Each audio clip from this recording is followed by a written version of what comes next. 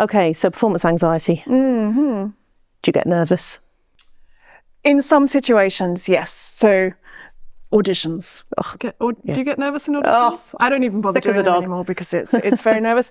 And I find, of course, the first thing that happens is the adrenaline kicks in, doesn't it? And what happens to your body with adrenaline? Well, for me, I get shaky knees. My knees start to shake. So then I lock them back in place and then my bum starts to shake. Yeah. That's not a good look.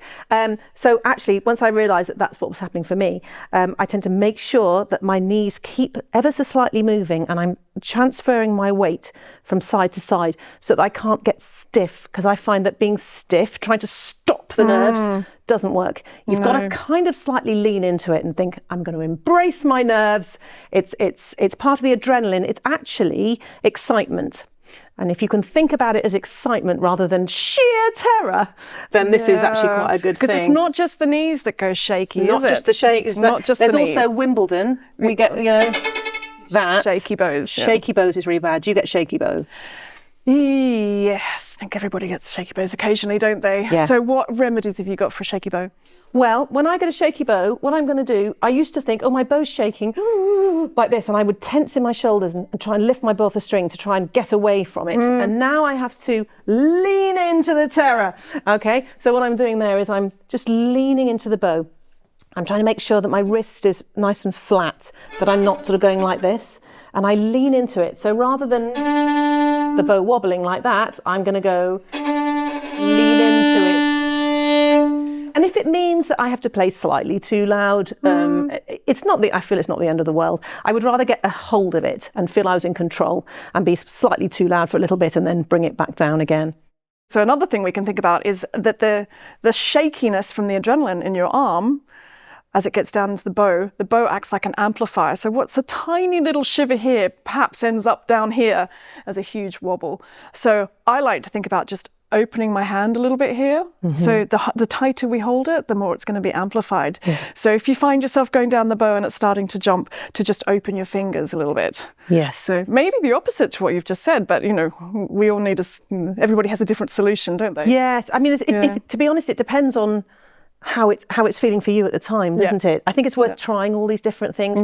And also, when I'm playing, I've got much better now at not worrying about what the audience is thinking, which sounds like an easy thing to say, but actually it's really important. Once you're on the stage and you've done your practice and you've stood up on the stage and you're playing, you can't affect what the audience thinks of you. You can't suddenly make them like you. If they're not going to like what you're doing, they're not going to like what you're doing. There's nothing you can do about it. So in a way, you have to just think, I'm just going to be in the moment.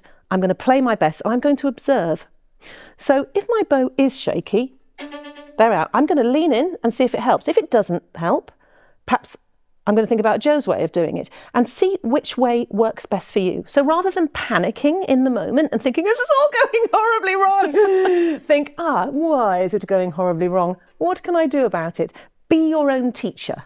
Yeah, if you can really sort of keep your mind calm and not listening to the voice on your shoulder that's going, ooh, that didn't go very well, did it? Ignore that and think, I'm being analytical. I am my own teacher. I'm going to work out what's going wrong and what I can change right now about it. The other thing with adrenaline is that it can raise your pulse, your pulse.